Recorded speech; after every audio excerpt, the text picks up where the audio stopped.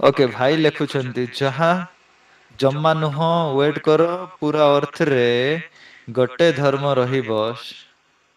Okay ଭାଇ ପୁରା ଅର୍ଥ ତ ଆପଣ ଛାଡନ୍ତୁ। ଆପଣ ଏହା ଭୁଲି ଯାଉଛନ୍ତି ଯେ ହିନ୍ଦୁ ରାଷ୍ଟ୍ର ହଉଛି ଗୋଟିଏ ମାତ୍ର। ହିନ୍ଦୁ ଦେଶ ଗୋଟିଏ ମାତ୍ର ଏହା ଆପଣ ଭୁଲି ଯାଉଛନ୍ତି ପୁରା ଅର୍ଥରେ ତ ଓଭରକମ ହେବା କଥା ହିଁ ଉଠୁନି ଏଇଠି।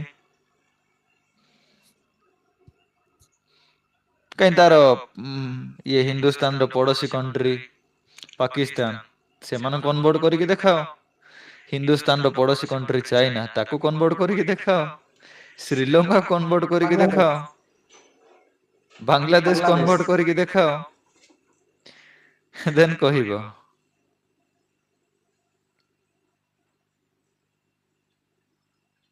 ପଡ଼ୋଶୀ ଦେଶକୁ ତମେ କିଛି କରିପାରିବ ନାହିଁ ଆଉ ହିନ୍ଦୁସ୍ତାନରେ ଥିବା ମାଇନରିଟି ଲୋକମାନଙ୍କୁ ହିଁ ତମ ପରି ଲୋକମାନେ କଣ କରିବେ ଅତ୍ୟାଚାର କରିବେ। ଠିକ ଅଛି ନେପାଳ ହିନ୍ଦୁ ଶାସ୍ତ୍ର ହେଇ ସାରିଲାଣି କିଛି କଥା ନାହିଁ। ଯେ ଭାଇ ଜଣଙ୍କୁ କହୁଛନ୍ତି 2026 ଭିତରେ ହିନ୍ଦୁ ସନାତନ ଧର୍ମ ପୁରା ଅର୍ଥରେ ଓଭରକମ ହବ ରାଇଟ। ଏତେ ବର୍ଷ ହେଲା ପୃଥିବୀରେ ଓଭରକମ ପାରିନି ତ ଏଇଟା ଗୋଟେ ବର୍ଷ ଭିତରେ ଓଭରକମ ହେଇଯିବ। କି ହସ କଥା କହୁଛନ୍ତି ବ୍ରୋ। ଆଉ ଏମିତି ହିନ୍ଦୁ ଶାସ୍ତ୍ରରେ କଣ ଅଛି ଯେ ଲୋକମାନେ ଦେଖିକି ଆକ୍ସେପ୍ଟ କରିବେ ମତେ କହୁନାହାନ୍ତି। ସେଇ ଶ୍ରୀକୃଷ୍ଣଙ୍କର ଗୋପୀ ମାନଙ୍କ ସହିତ ଲୀଳା ଶିବ ନିଜର ଲଙ୍ଗଳା କାଢିକି ବୁଲୁଛନ୍ତି ଏଇଗୁଡାକ ଦେଖି ଲୋକ ଆକ୍ସେପ୍ଟ କରିବେ। ଏଇଗୁଡାକ ତମେ ଶିକ୍ଷା ଦବ ଲୋକମାନଙ୍କୁ। ଏଇଗୁଡାକ ବା ଲୋକମାନେ ଶୁଣିଲେ ହସୁଛନ୍ତି। ଆଜି ଗୋଟେ ମୁଁ ଗୋଟେ ବାହାର କଣ୍ଟ୍ରିର ଲୋକ ସହିତ କଥା ହଉଥିଲି। ଆଉ ସେ ମତେ ପଚାରିଲେ କି କାହିଁକି ତମେ ହିନ୍ଦୁ ଧର୍ମ ଛାଡିଲ। ତ ମୁଁ ତାଙ୍କୁ କହିଲି ଦେଖନ୍ତୁ ଆମମାନଙ୍କର ଭଗବାନ ଶିବ ତାଙ୍କେ ଏତେ ପୁଣ୍ୟ କାମ କରିଛନ୍ତି ଯେ ସେଟା ଲୋକମାନଙ୍କୁ କହିଲେ ଜଲ୍ଦି ଜଲ୍ଦି ସେମାନେ ଆକ୍ସେପ୍ଟ କରିବେ ଦେନ୍ ମୁଁ କିଛି ବିଷୟ ତାଙ୍କୁ କହିଲି।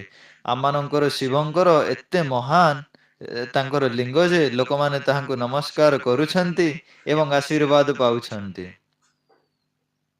ତ କଣ ତମେ ଆମେରିକା ବାଲା ମାନଙ୍କୁ ଯାଇକି କହିବ ନିଅ ଏଇଟା ଶିବଙ୍କର ଲିଙ୍ଗ ପୂଜା କର। ଆରେ ଭାଇ ନିଜକୁ ମୂର୍ଖାମି କାହିଁକି ସାବିତ କରୁଛ।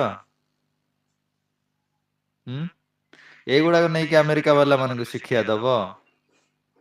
ଅଷ୍ଟ୍ରେଲିଆ ବାଲା ମାନଙ୍କୁ ଏଇଗୁଡାକ ନେଇକି ଶିକ୍ଷା ଦବ ଆମ ଶିବ ଖଣ୍ଡା ଉଠେଇକି ଚାଲୁଥିଲେ ଋଷି ପତ୍ନୀ ଗଣଙ୍କ ନିକଟକୁ ତାପରେ ଋଷି ଦେଖିଦେଲେ ତାଙ୍କର ଚକ୍ର ଦ୍ଵାରା ଖଡଗ କାଟିଦେଲେ ସେଟା ପୁଣି ତଳେ ପଡିଗଲା ତାପରେ ଆକାଶ ପାତାଳ ଅଗ୍ନିରେ ଦଗ୍ଧ କରିଦେଲା ଏ ବିଷୟରେ ତମେ ଶିକ୍ଷା ଦବ ଯାଇକି ସେପଟେ।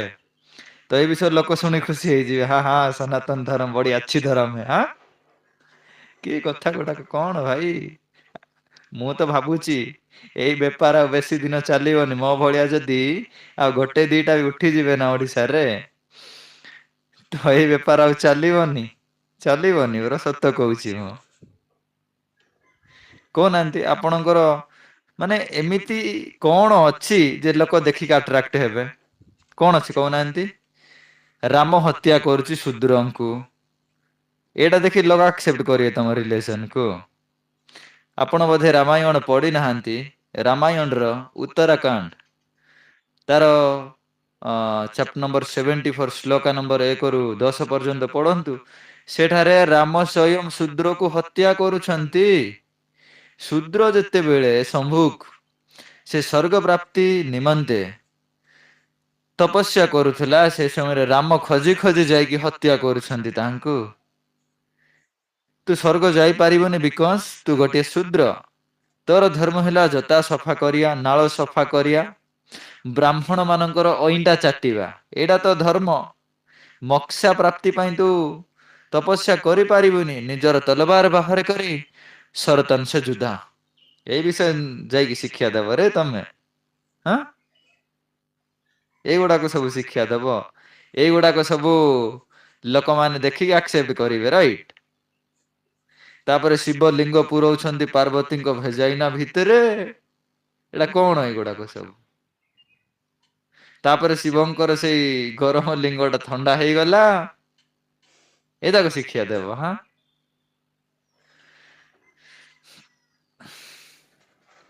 ମୁହଁରେ କପଡା ବାନ୍ଧି ଆରେ ଭାଇ ଏଇଠି ଏଇଠି ଭାଷାକୁ ଏଇଠି କେମିତି ବୁଝୁଛ? ଆପଣଙ୍କର ଦେଖିଲେ ଦର୍ଶକ ବନ୍ଧୁ, ଯେତେବେଳେ ଏମାନଙ୍କ ପାଖରେ କିଛି ଆନ୍ସର ନଥାଏ ନା, ସେଇ ଥାର୍ଡ ନମ୍ବର ୱାର୍ଡ ଗୁଡାକ ଏମାନଙ୍କ ମୁଖରେ ଅନର୍ଗଳ ନିର୍ଗତ ହୁଏ। ଆଉ ଏଇଟା ଏମାନେ ଏଇଟା ତମେ ଭଗବାନଙ୍କ ଶିଖେଇବ ନା ରେ, ଏଇଟା ତମେ ଶିଖେଇବ ନା। ହସ କଥା। ତାପରେ ଆରେ ଭାଇ ହିନ୍ଦୁ ଧର୍ମ ବିଷୟରେ ନ ଜାଣିକି କିଛି କହ ନ କହ। ଆଚ୍ଛା ଭାଇ, ମୁଁ ତ କହୁଛି ଯେ ଆମକୁ ଶିଖାନ୍ତୁ, ଯଦି ଆମେ ବୁଝି ପାରୁନୁ ତମର ଶାସ୍ତ୍ର ଶିଖଉନାହାନ୍ତି। ତାପରେ ବ୍ରହ୍ମବୈବର୍ତ ପୁରାଣରେ କଣ, ବ୍ରହ୍ମାଜୀ ଅପ୍ସରାଙ୍କୁ ଦେଖିକି ବୀର୍ଯ୍ୟ ସ୍ଖଳିତ ହଉଛନ୍ତି। ଏଇଟା କଣ, ଏଇଗୁଡାକ ସବୁ କଣ? ହାଁ, ବ୍ରହ୍ମାଜୀ ଏତେ ଗରମରେ ଥିଲେ, ନିଜ ଝିଅଙ୍କୁ ବଲାତ୍କାର କଲେ ତ କଲେ ସେଇଟା ଅଲଗା ବିଷୟ, ନିଜ ଝିଅଙ୍କୁ ମଧ୍ୟ ଛାଡ଼ିଲେ ନାହିଁ। ନିଜ ଝିଅ ଯେତେବେଳେ ବଡ ହେଲା, ତାଙ୍କର ଯୌବନ ଅବସ୍ଥାକୁ ଦେଖିକି ବ୍ରହ୍ମାଜୀ ପୁରା ଆଖି ବଡ ବଡ କଲେଣି, ବାରେ ଇଏ ତ ଯବାନ ହ ଗଇ। ଆଁ, ଇଏ ଲୋକ ଖାଇଲେ କେମିତି ହବ, ମୁଁ ନିଜେ ଭୋଜନ କରିବି। ଆଉ ଏଇ ସବୁ ଶିକ୍ଷା ଯାଇକି ତମେ ବାହାରେ ଦବ ନା ରେ। ତାପରେ ବ୍ରହ୍ମାଜୀ ଏତେ ଗରମରେ ଥିଲେ, ନିଜର ଲୁଙ୍ଗି ଖୋଲିବାକୁ ମଧ୍ୟ ତାଙ୍କେ ଟାଇମ ପାଇଲେନି। ତାପରେ ପାର୍ବତୀ ସରି ତାପରେ ସରସ୍ୱତୀ ଧାଉଛନ୍ତି, ପିତାଜୀ ମୁଝେ आप ऐसा मत करिए, ये गलत काम है। ଫିର ବି ବ୍ରହ୍ମାଙ୍କୁ ନୈତିକତା ଜଣା ନଥିଲା ବଦମାସକୁ। ତାଙ୍କୁ କେବଳ ତ ସମାଗମ କରିବାର ଥିଲା। ଯାଉଛନ୍ତି ପୁରା ପାହାଡ, ପର୍ବତ, ବଣ, ଜଙ୍ଗଲ, ସ୍ୱର୍ଗ, ମର୍ତ୍ତ୍ୟ। ତାପରେ ସରସ୍ଵତୀ ବିଚାରୀ କୁଆଡେ ଆଉ ଯାଇ ପାରିଲେନି। ଲାଷ୍ଟରେ ବ୍ରହ୍ମାଙ୍କ ସାମ୍ନାରେ ସରେଣ୍ଡର କଲେ ନିଜ ନିଜକୁ। ତାପରେ ବ୍ରହ୍ମାଜୀ ନିଜ ଝିଅଙ୍କୁ ବଳପୂର୍ବକ ବଳାତ୍କାର କଲେ। ଏଇଟା ଶିକ୍ଷା ଦେବ ନା ରେ ତମେ ମାନେ ସବୁ। ଏଇ ଶିକ୍ଷା ଦେଖିକି ଲୋକ ଆକ୍ସେପ୍ଟ କରିବେ ତମ ଧର୍ମ। ମାସକୁ ଧର୍ମ 5 ଚେଞ୍ଜ କେଜି କରୁଛ, ଆମକୁ ଶିଖାଅନି। ହଁ, ମାସକୁ 5 କେଜି ଚାଉଳ। ହଉ, ମୁଁ ତତେ ମାସକୁ 5 କେଜି ନୁହଁ 50 କେଜି ଦେଇଦେବି। ତୁ ଖ୍ରୀଷ୍ଟିଆନିଟିକୁ ଆସିଯା। ଆସିବୁ? ଆସିବୁ କି ଦେବେନ୍ଦ୍ର ଜୀ? ଦେଖ ଦର୍ଶକ ବନ୍ଧୁ, ଯେତେବେଳେ ଏମାନଙ୍କ ପାଖରେ କିଛି ଆନ୍ସର ନଥାଏ ନା, ଏଇମାନେ ଏଇ ପ୍ରକାର ହରକତ କରନ୍ତି। ଇଏ ଚାଉଳ, ଇଏ ସେଇଟା, ଏଇଟା ପଇସା, ଟଙ୍କା। ଆରେ ଭାଇ, ଟଙ୍କା କିଏ ଦଉଛି? କିଏ ଚାଉଳ ଦବ ତମକୁ?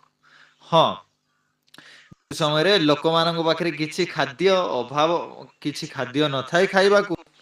ସେଇ ସମୟରେ ଆମର ମିସନାରିସ, ପ୍ରିଚର୍ସ ଗୁଡାକ ଯାଇକି, ହଉ ତମେ ତ ଖାଇବାକୁ ପାଉନ, କିଛି କିଛି ଦିଅନ୍ତି। ତମେ ତ ଦେଇପାରିବନି, ତମ ପାଖରେ ତ ପଇସା ହିଁ ନାହିଁ।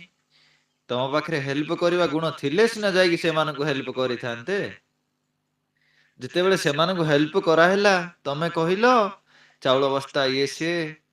ତାମାନେ ତମର ଧର୍ମ ଏତେ ଶସ୍ତା ନାରେ 2 କେଜି ଚାଉଳରୁ ବିକ୍ରି ହେଇଗଲା।